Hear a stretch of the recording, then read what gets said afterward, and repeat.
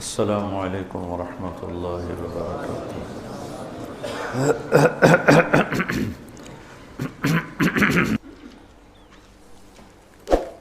انفاق کو تھوڑا سا اور سود کو دوبارہ بیان کرتا ہوں۔ الذین ينفقون اموالهم باللیل والنہار سرا وعلانیہ فلہم اجرہم عند ربہم ولا خوف علیہم ولا هم یحزنون۔ سبحان اللہ، کیا زبردست بات۔ جو لوگ اپنے مال خرچ کرتے ہیں دن میں رات میں کھل کے چھپ کے، ان کا اجر اللہ کے ذمے ہے، اور ان پر نہ کوئی خوف ہوگا اور نہ یہ غمگین ہوں گے۔ یہ بہت بڑی بشارت ہے سخی لوگوں کے لیے، مال خرچ کرنے والوں کے لیے۔ انسان کی دو کیفیتیں ہیں۔ آنے والے وقت میں کوئی مصیبت نظر آ رہی ہے، اس سے جو کیفیت پیدا ہوتی ہے اس کو خوف کہتے ہیں۔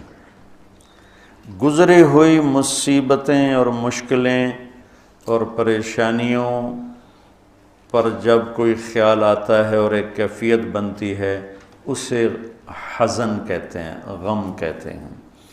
تو اللہ تعالیٰ مال ہم کیوں نہیں خرچ کرتے کہ وہ بڑے دکھ دیکھے ہیں، اب تو دولت ہاتھ میں آئی ہے، اب اس کو لٹا دیں گے تو آگے کل کو ہمارے بچوں کا کیا بنے گا۔ خوف اور حزن، اس کے بیچ انسان چلتا ہے ساری زندگی۔ تو مال خرچ کرنے میں جو رکاوٹ ہے وہ ہے اس کا خوف اور اس کا غم۔ تو اللہ تعالیٰ لا خوف علیہم ولا هم یحزنون، تم اللہ کے نام پہ دو، نہ تمہیں کبھی خوف آنے دے گا نہ تمہیں کبھی غم آنے دے گا۔ اور جو سود والے ہیں ان کے لیے تباہی اور بربادی ہے، یہ یہاں بھی برباد ہیں، یہ آگے بھی برباد۔ میں نے کل بھی بتایا تھا کہ پرسوں کہ سود خور، اللہ کے نبی نے دیکھا معراج میں لوگوں کو سزا مل رہی ہے۔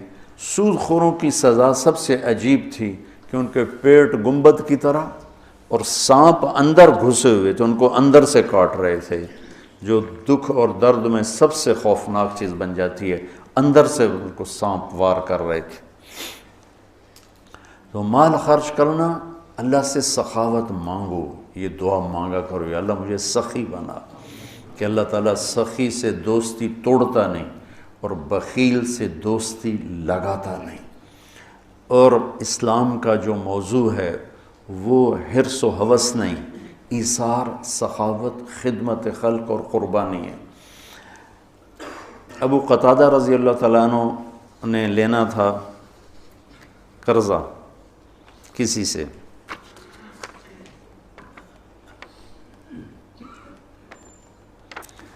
وہ لینے ان کے گھر پہنچے، وہ گھر چھپ گیا،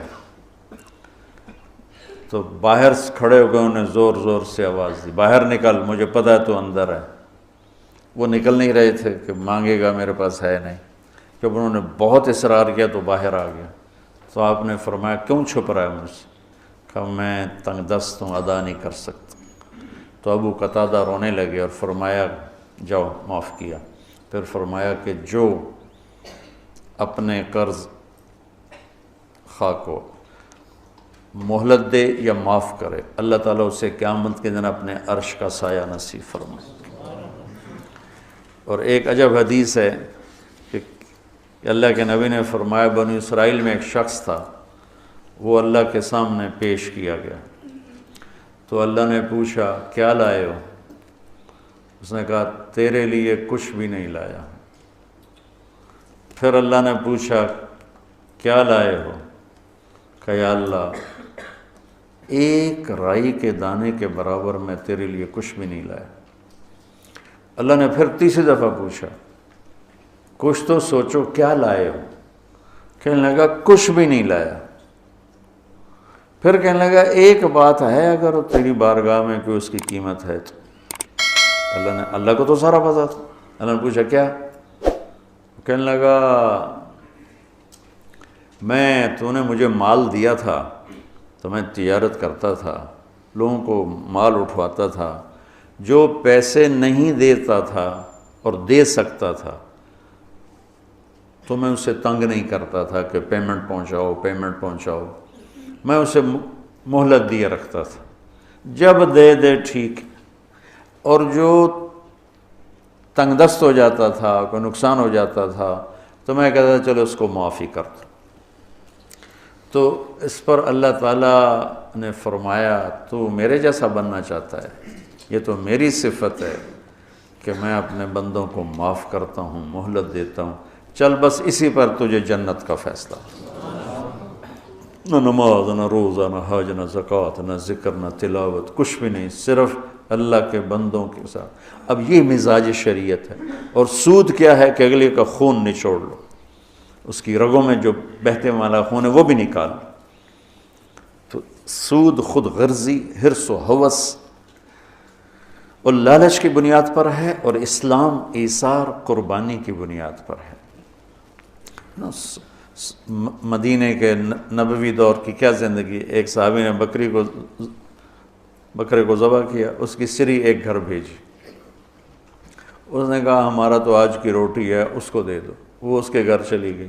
انہوں نے کہا ہمارے گھر آج کا کھانا ہے، اگلے کو دے دو، وہ اگلے گھر چلی گئی۔ انہوں نے کہا ہمارے پاس آج کا کھانا ہے، اگلے کو دے دو۔ 7 گھروں میں سری چکر کاٹ کے پھر پہلے گھر میں آ کے اگلے کو دے دو، اگلے کو دے دو، اگلے کو دے دو، اگلے کو دے دو۔ یہ اسلام کا ذوق ہے اور مزاج ہے، سخاوت، لوگوں کی خدمت، لوگوں کے کام آنا۔ ایک شخص نے کہا یا رسول اللہ ارید ان اکون خیر الناس، میں چاہتا ہوں سب سے بہترین فیصلہ بعد میں شمار کیا جاؤں۔ تو آپ نے کہا کن نافعا للناس تکن خیر الناس، لوگوں کو نفع پہنچایا کر تو سب سے اعلیٰ درجے کا، سب سے بہترین انسان بن جائے گا۔ تو اللہ تعالیٰ امت کو ہمت دے، ہمارے تاجر اور ہمارے ذمہ دار یہ سود سے بچیں، اور جو ہمارے عوام الناس میں مالدار لوگ سود پہ پیسہ دے رہے ہیں اس سے بچیں، تو ان کی آخرت بھی بن جائے گی، ان کی دنیا بھی بن جائے گی۔ اللہ تعالیٰ نے کفر کے خلاف اعلان جنگ نہیں کیا، اللہ نے سود کے خلاف اعلان جنگ کیا۔ اور یہ ہے جبریل بیٹھے تھے اللہ کے نبی کے پاس، تو ایک دھماکہ ہوا، تو آپ نے فرمایا یہ کیا دھماکہ ہوا ہے؟ تو جبریل بولے آج ایک دروازہ کھلا ہے جو پہلے کبھی نہیں کھلا، اور ایک فرشتہ آ رہا ہے جو پہلے کبھی نہیں آیا، اور ایک کلام لے کے آ رہا ہے جو پہلے کبھی نہیں آیا۔ تو فرشتہ جب اترا تو انہوں نے کہا یا رسول اللہ ابشر بنورین، یا رسول اللہ آپ کو 2 نور کی بشارت ہو۔ کون سے 2 نور؟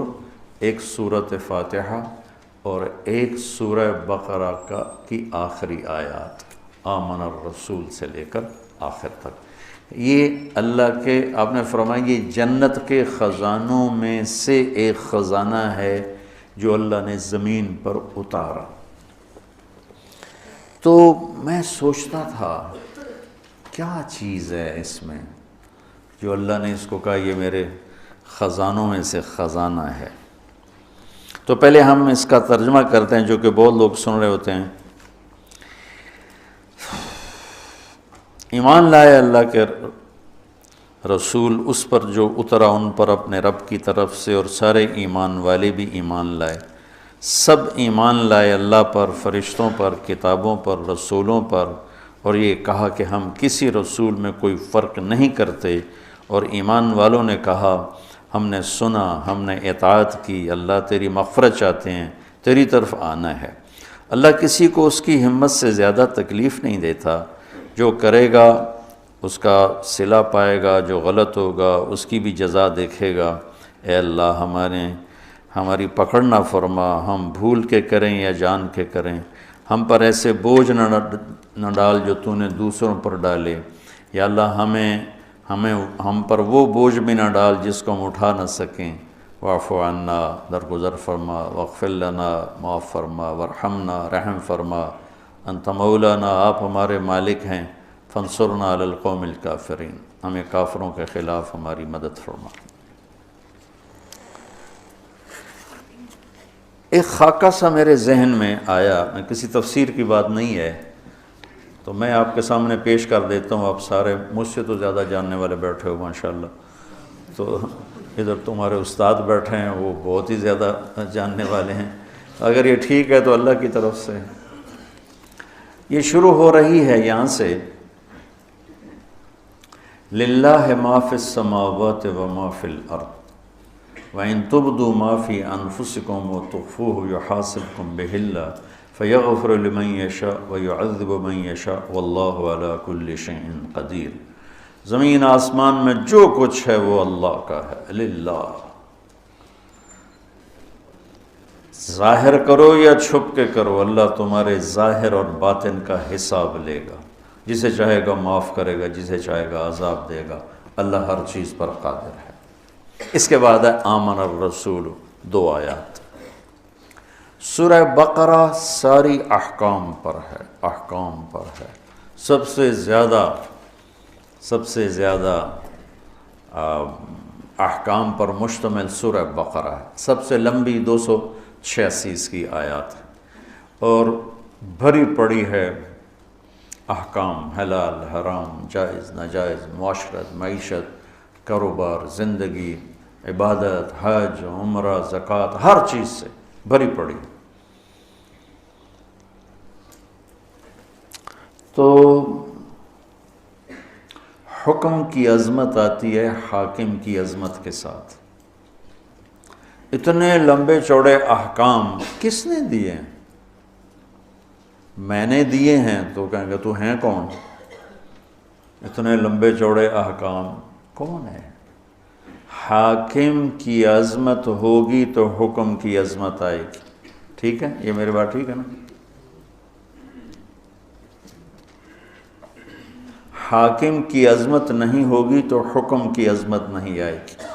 یہ 2 جملوں میں، اس ایک آیت میں اللہ تعالیٰ نے سورہ بقرہ کے لیے تیار کیا ہے کہ یہ جتنا کچھ کہا گیا ہے، کہنے والا وہ ہے، زمین اس کی، آسمان اس کا، پہاڑ اس کے، ندی نالے اس کے، دریا سمندر اس کے، موسم اس کے، چار پاؤں پہ چلنے والے اس کے، 2 پاؤں پہ چلنے والے اس کے، رینگنے والے اس کے، اڑنے والے اس کے، تیرنے والے اس کے، ماضی حال مستقبل پر وہ پوری طرح حکمران ہے۔ ان القوۃ للہ جمیعا، ساری طاقتوں کا مالک ہے۔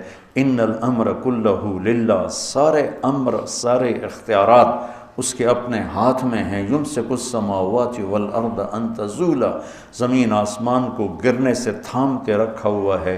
یغشی اللیل النہار، دن اور رات کا نظام چلا کے رکھا ہے۔ الشمس والقمر والنجوم مسخرات بامرہ، چاند، سورج، ستارے، سیارے اس کے غلام ہیں، اور اس کی ذات میں نہ کوئی شریک ہے، نہ کوئی بیوی ہے، نہ کوئی بچہ ہے، نہ کوئی مددگار ہے۔ وہ سب سے غنی ہے، کوئی کسی قسم کی محتاجی نہیں۔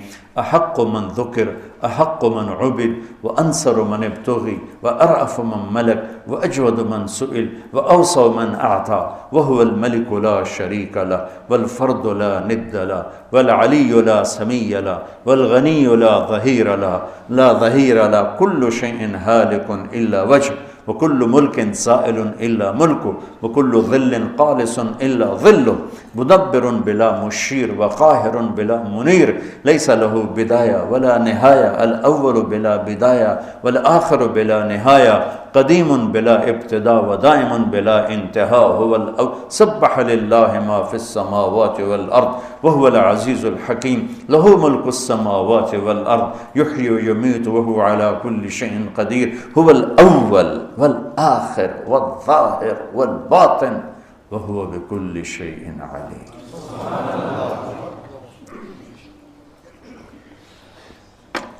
حاکم کی عظمت ہوگی تو حکم کی عظمت ہے۔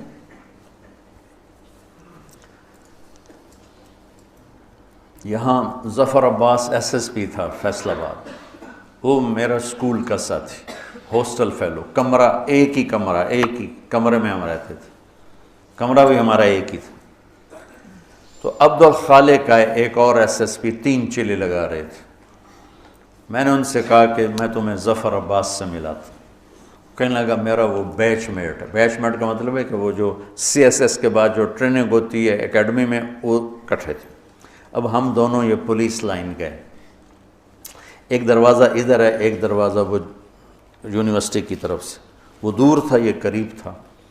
تو سپاہی کھڑا تھا دروازے پر، اس نے دور سے دیکھا 2 صوفی صاحب آ رہے ہیں، ٹھیک، دونوں کی داڑھیاں، دونوں کی ٹوپیاں، دونوں کے کرتے، دونوں کی شلواریں، ٹخنوں سے اوپر شلواریں، لہذا وہ بے نیاز ہو گیا۔ تو عبد الخالق یہیں سے ٹرانسفر ہو کے کوئٹے گیا تھا اور سب اس کو جانتے تھے، لیکن یہاں وہ کلین شیو تھا، وہاں اس نے جا کے 3 چلے لگائے، داڑھی رکھ لی، تو اب وہ داڑھی میں تھا۔ تو اس نے سپاہی سے کہا بھائی یہ دروازہ کھولو۔ اس نے یوں دیکھا، کہا اتوں آؤ، وہ جو یونیورسٹی والا گیٹ تھا، اتوں آؤ۔ تو جون کا مہینہ، اس نے کہا بھائی گرمی بہت ہے، یہی کھول دے۔ کہا صوفی صاحب سنیا نہیں، اتوں آؤ۔ اب ایک حکم جا رہا ہے لیکن حاکم کی عظمت کوئی نہیں، ٹھیک ہے، تو وہ کہہ رہا ہے اتوں آؤ۔ انہوں نے پھر محنت کی، کہنے لگا صوفی صاحب ہمیں کھپا یار، میرے کو چابی کوئی نہیں، اب ایک تالا لگا ہے، میرے کو چابی کوئی نہیں، اتوں آؤ۔ تو اب اس نے اپنا تعارف کرایا، کہا میرا نام عبد الخالق۔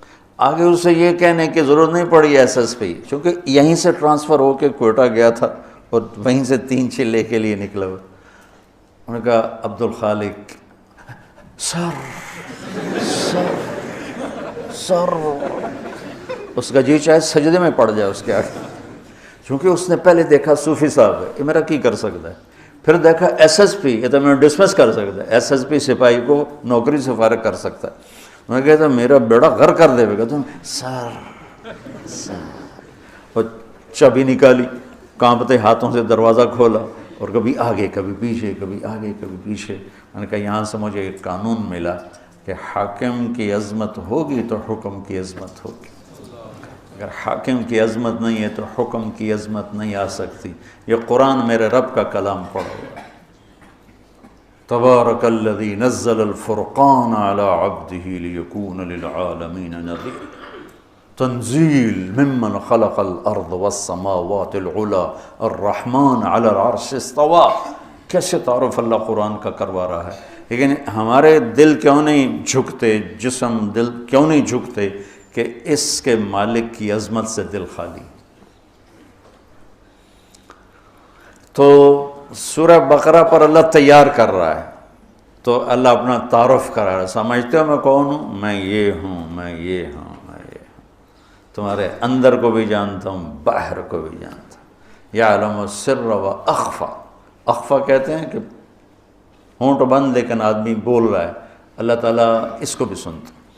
وَإِن تُبْدُوا مَا فِي أَنفُسِكُمْ أَوْ تُخْفُوهُ، تخفو وساوس، خیالات، اللہ وہ بھی دیکھے، لہٰذا خیالات پہ پکڑے، تمہارے ظاہری اعمال پہ پکڑے، اس کو قدرت ہر چیز پر قادر ہے۔ تو مانو گے میری؟ تو بندے کہتے ہیں جی مانیں گے۔ تو کہا پھر چلو لائن میں آ جاؤ، آمن الرسول بما انزل الیہ من ربہ والمؤمنون۔ یہ اب نوکری تو ہو چکی ہے، اب ایک تحریری معاہدہ ہو رہا ہے کہ تم نے کیا کیا مان کے چلنا ہے، کیا کیا مان کے چلنا ہے۔ تو جو کچھ اللہ کہہ رہا ہے وہ تم نے کرنا ہے، کتاب، انبیاء، رسول، یہ ایمان کی کیا بات ہے کہ جو کچھ میرا رب کہہ رہا ہے وہ سارا کچھ کرنا ہے۔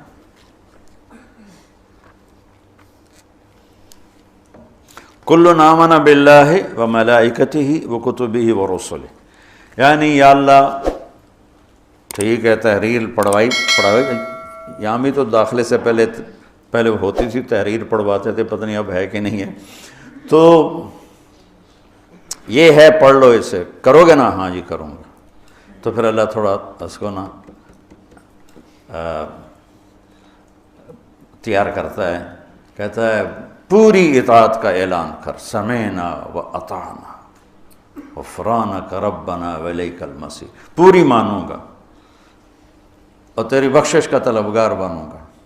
پھر اللہ اس کو تھاپڑا مار کے کہتا ہے لا یکلف اللہ نفسا الا وسعہا، ڈرو نہیں، جتنی تیری ہمت ہے نا اتنا ہی تجھ سے کام لوں گا، اس سے زیادہ نہیں لوں گا۔ تیار ہو کہ تیار ہو، چلو بھائی نوکری پکی۔ تو تنخواہ کیا لوگے؟ ہوتا ہے نا، تنخواہ کیا لوگے؟ وہ کہتا ہے جی میں اتنی لوں گا اور میری یہ شرط ہے، میرا یہ ڈیمانڈ ہے، میری یہ ڈیمانڈ ہے۔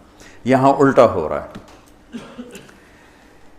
ہماری کوشش ہوتی ہے کہ نوکر سے کام زیادہ لیں، تنخواہ تھوڑی دیں، اور کام کرنے والے کی کوشش ہوتی ہے کام تھوڑا کروں، تنخواہ زیادہ ہو۔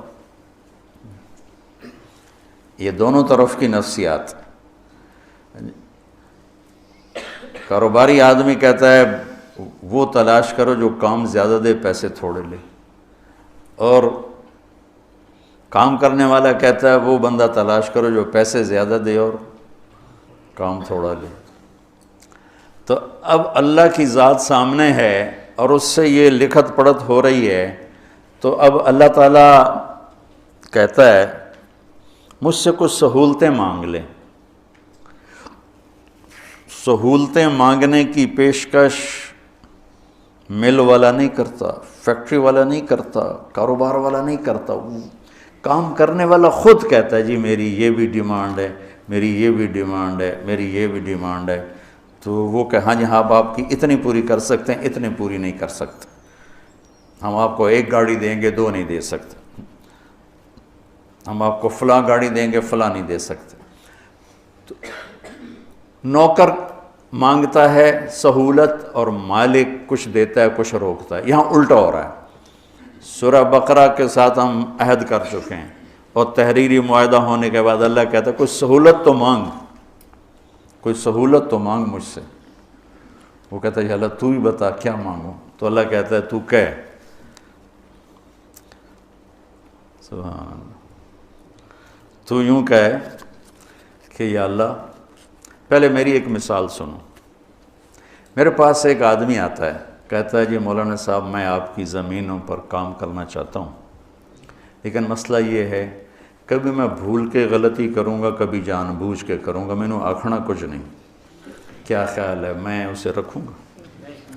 میں کہوں گا پتر او دروازہ ہی او تو نکل جائے۔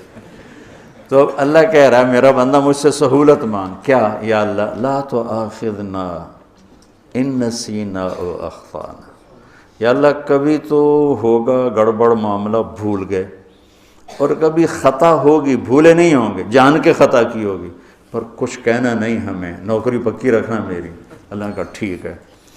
یہ اللہ کہہ رہا ہے کہ یہ مانگ مجھ سے، یہ مانگ، اللہ کہلوا رہا ہے کہ یہ مانگ مجھ سے کہ میں تیری جان بوجھ کے غلطی پر بھی نوکری سے فارغ نہ کروں اور بھول والی بھی فارغ نہ کروں۔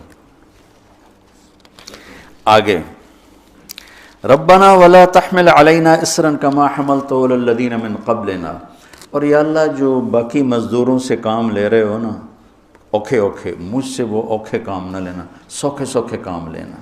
جو بنی اسرائیل سے تو نے بڑے بڑے کام لیے نا مشکل، وہ مجھ سے نہیں ہوتے، سوکھے سوکھے کام لینا جو آسان ہوں، تنخواہ زیادہ ہو، کام سوکھا ہو۔ اللہ کہہ رہا مانگ، اور یہ بھی مانگ کیا؟ ولا تحملنا ما لا طاقت لنا، جو میں نہ کر سکوں چاہے سوکھا بھی ہو تب بھی مجھ سے وہ کام بھی نہ لینا۔ تے تنخواہ کڑی گل دی، مفت کی روٹی کھلا۔ میں ڈیرے میں بیٹھا تھا، ہمارا میراثی آ گیا، سب سر بخت دی خیر سرداریاں کہے، میں کہا کیوں میں؟ میرے پتر نو نوکری لوا۔ میں کہا میراسیاں کدی نوکری کی تھی؟ کہ بھوک مار گئے ہیں، زمیندار شہرانوں بڑھ گئے، اکثر جو بڑے زمیندار تھے شہروں میں آ گئے، ڈیرے ویران ہو گئے، خیرات صدقات کے سلسلے بند ہو گئے۔ تو ہم نے اللہ کے فضل سے اپنا ڈیرہ بھی آباد رکھا ہوا ہے اور اپنا شہر بھی آباد رکھا ہوا ہے۔ تو میں کہا نوکری کر سیں کہ جی کرنا ہے جی، بھوک مردے پہ ہیں۔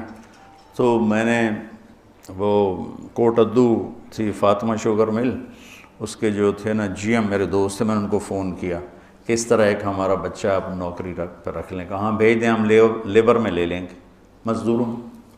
تو میں نے اسی رو میں کہہ دیا چاچا انہوں لے جا کوٹ ادو، انہوں لیبر چ رکھ لے سے،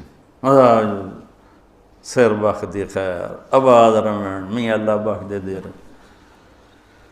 ایک ہفتہ گزرا تو دونوں باپ بیٹا پھر دیرے پہنچے ہوئے۔ میں کہ میں نوکری واسطے گلے آئی تھی کدے آ گیا؟ اس کا باپ کہنے لگا مولانا صاحب میں سمجھا لیبر کوئی افسر ہوندا ہے، میرا پتر